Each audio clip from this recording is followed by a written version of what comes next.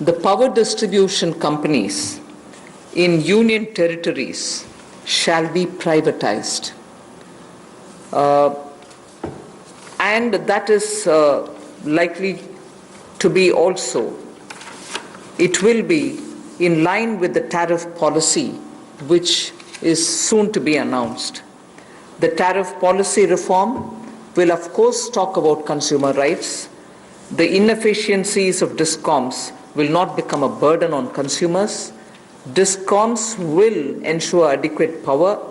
The standard of service that they provide will improve, and they will promote industry better by providing open access.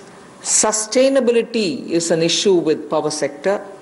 We want to be sure that timely payments to the GENCOs happen. You are aware that 90,000 crores have been given this time because DISCOMs were not able to pay or service their dues to the GENCOs. Such disruptions or ups and downs should be avoided, and DBT also for subsidy receiving beneficiaries will be given directly, and smart prepaid meters will be set up, about which I had mentioned in the budget also.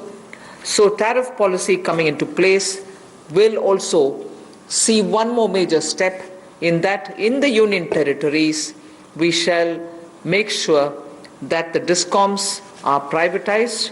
Suboptimal performance of power distribution and supply can never be in favor of the customer. So that is as regards power sector reforms.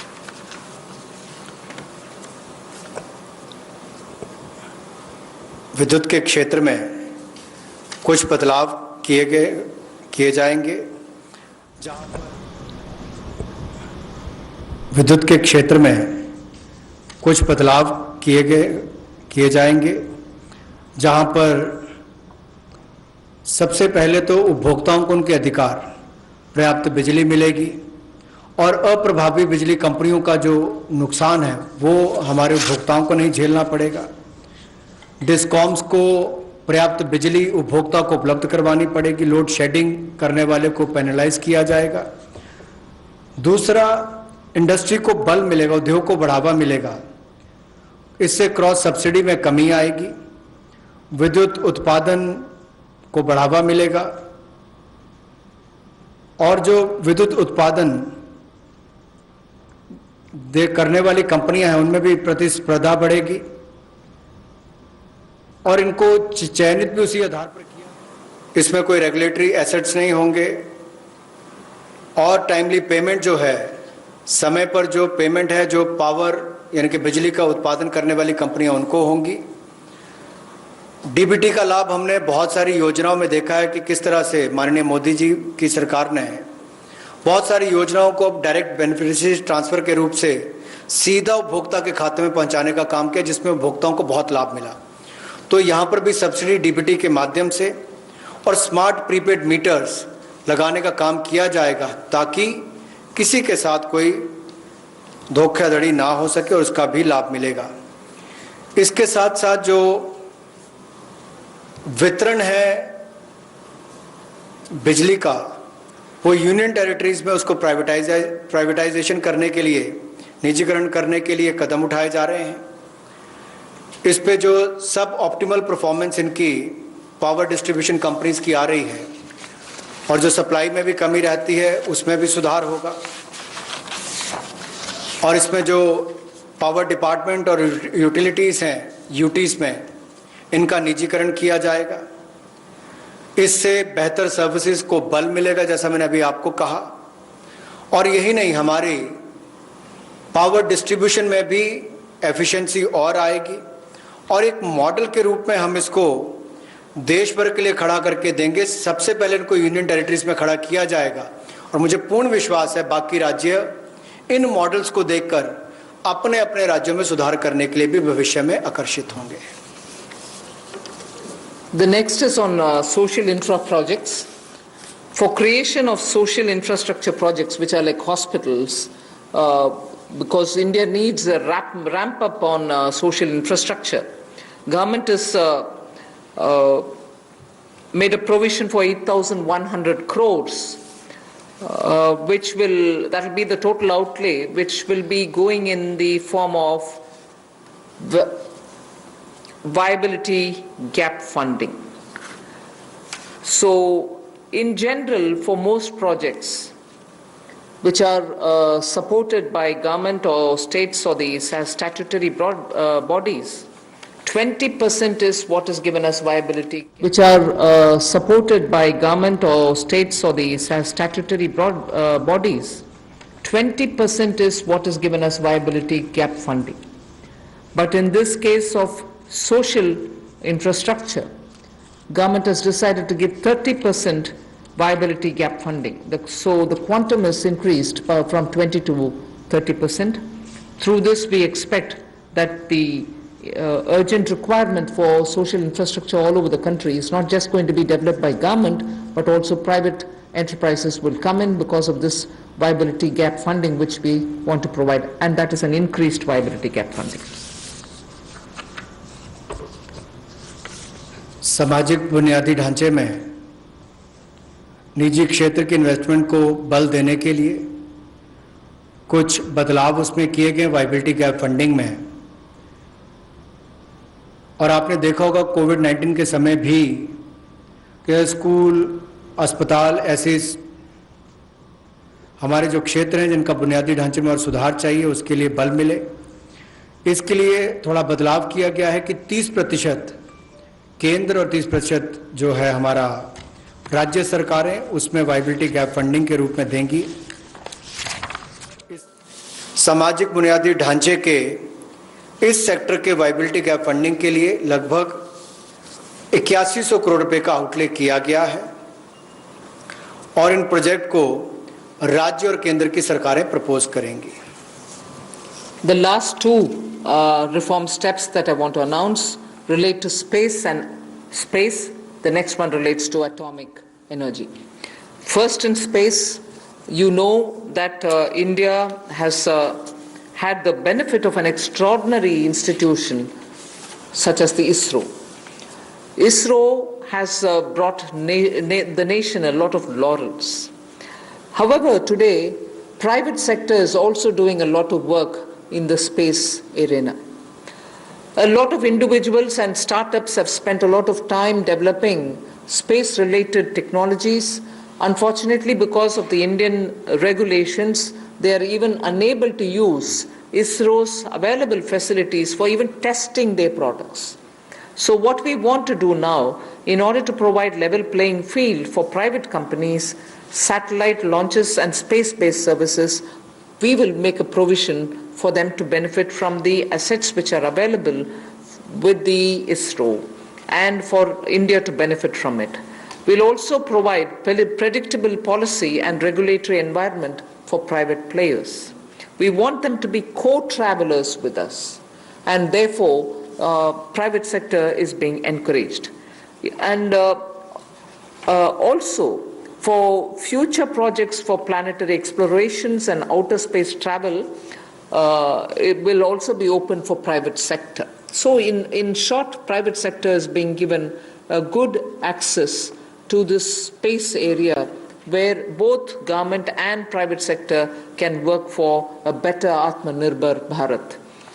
Another important aspect is there's a lot of geospatial data in India for Indians, particularly like startups which are looking at doing a lot of irrigation work, drought-prone area development work, groundwater work. They don't most often get the data within India. They go getting it from abroad, data about India, paying through their nose for some good work that they do for India itself. So a liberal geospatial data policy is something which we like to work, and we want to provide remote sensing data to tech entrepreneurs, but of course with a lot of sense of caution, because this is a very sensitive area.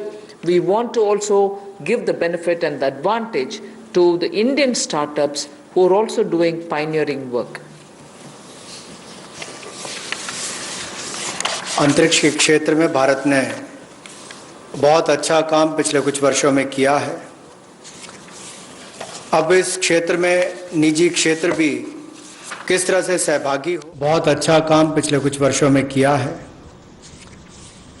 अब इस क्षेत्र में निजी क्षेत्र भी किस तरह से सहभागी हो, कैसे वो भागीदार बने और उपलब्धियों भरा आने वाला समय हो, इसके लिए अंतरिक्ष क्षेत्र की गतिविधियों में प्रतिपादक वृद्धि लाने के लिए निजी क्षेत्र की भागीदारी को बढ़ाने का अवसर दिया जाएगा, ताकि प्राइवेट कंपनीज को भी बराबरी का एक तरह से अधिकार, जैसे लॉन्च करने की बात हो या सैटेलाइट्स की बात हो या अंतरिक्ष क्षेत्र से जुड़ी हुई सेवाएं देने की बात हो, चाहे कम्युनिकेशन सैटेलाइट से बाकी हो, अनुमानित नीति लाकर हम अंतरिक्ष क्षेत्र में एक बड़ा सुधार लाएंगे। और यही नहीं, निजी क्षेत्र की कंपनियों को इसरो की सुविधाएं या जो एसेट्स हैं उनको इस्तेमाल का प्रावधान करेंगे, ताकि वे अपनी क्षमता बढ़ा सकें और उपलब्धियों भरा हमारा आने वाला समय अंतरिक्ष के क्षेत्र से जुड़ी हुई, चाहे वो सेवाएं हो या खोज हो, उससे जुड़ने के लिए हो।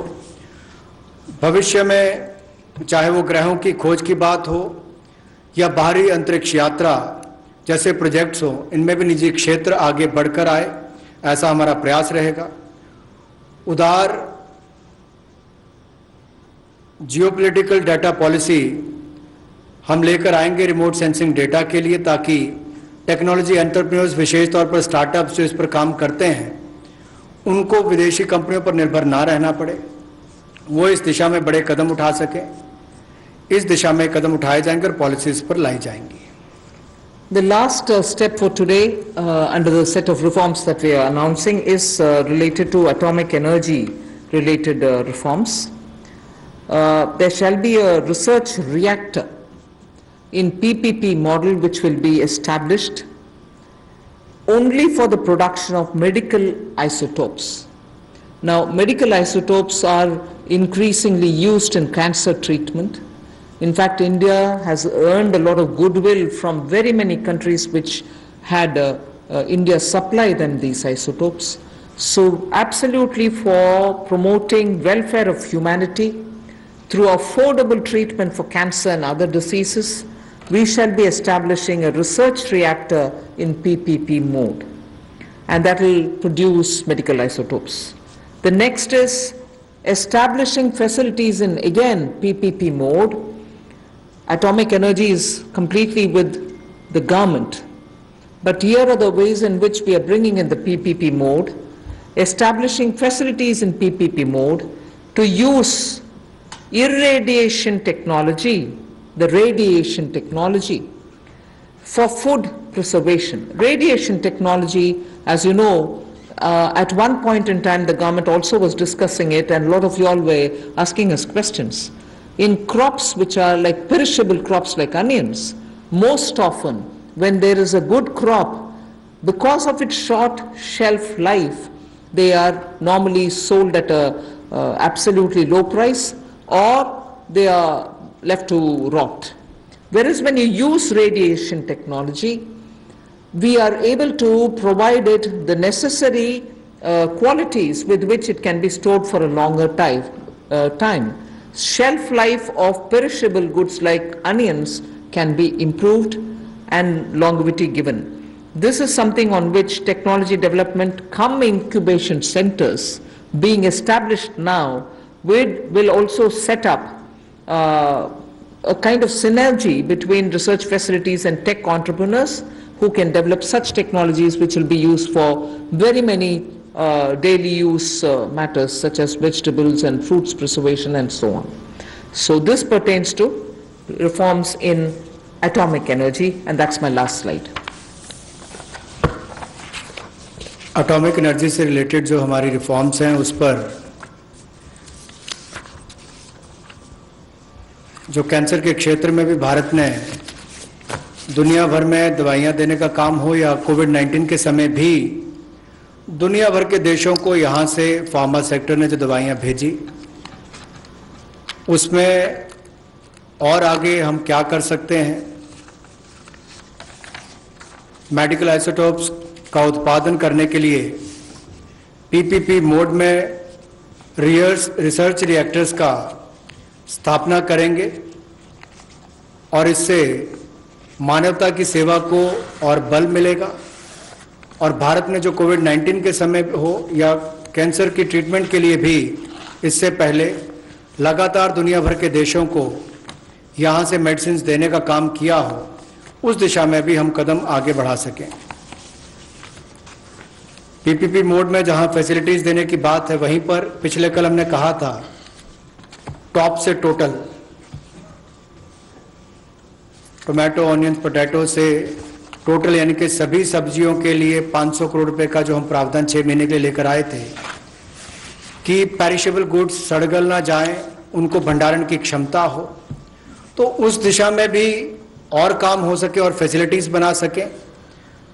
तो उसी लिए ये पीपीपी मोड में एकीकृत खाद्य संरक्षण केंद्र हम लोग विकिरण टेक्नोलॉजी यानी कि इरेडिएशन टेक्नोलॉजी के माध्यम से बनाएंगे ताकि हमारे कृषि क्षेत्र को भी इससे बल मिल सके और भंडारण की क्षमताओं को भी इसका लाभ मिल सके। इसके अलावा जो दुनिया भर में भारत के युवाओं ने स्टार्टअप्स के माध्यम से भारत का नाम रोशन किया है, दुनिया के अग्रणी देशों में भारत को लाकर खड़ा किया, ये भारत के युवाओं की एक बहुत बड़ी उपलब्धि है। उसी दिशा में ये स्टार्टअप के रोबस्ट इकोसिस्टम को हम न्यूक्लियर सेक्टर के साथ जोड़ने जा रहे हैं ताकि टेक्नोलॉजी डेवलपमेंट कम इंक्यूबेशन सेंटर्स को सेटअप किया जा सके, इनकी सिनर्जी हो हमारे रिसर्च फैसिलिटीज और टेक्नोलॉजी एंटरप्रेन्योर्स के बीच में। एक बहुत बड़ा कदम है इस दिशा में कि एक नया क्षेत्र हमारे देश के युवाओं को अपनी प्रतिभा दिखाने के लिए मिलेगा। स्टार्टअप्स के माध्यम से उन्होंने दुनिया भर में भारत का नाम रोशन किया है, उससे बल मिलेगा और निश्चित तौर पर इससे आगे बढ़ने के अवसर मिलेंगे। और वहीं पर टॉप से टोटल में हमें टेक्नोलॉजी का लाभ भी किसानों के लिए और भंडारण क्षमता के लिए मिलेगा। बहुत बहुत धन्यवाद। धन्यवाद। Friends, we can take some questions, otherwise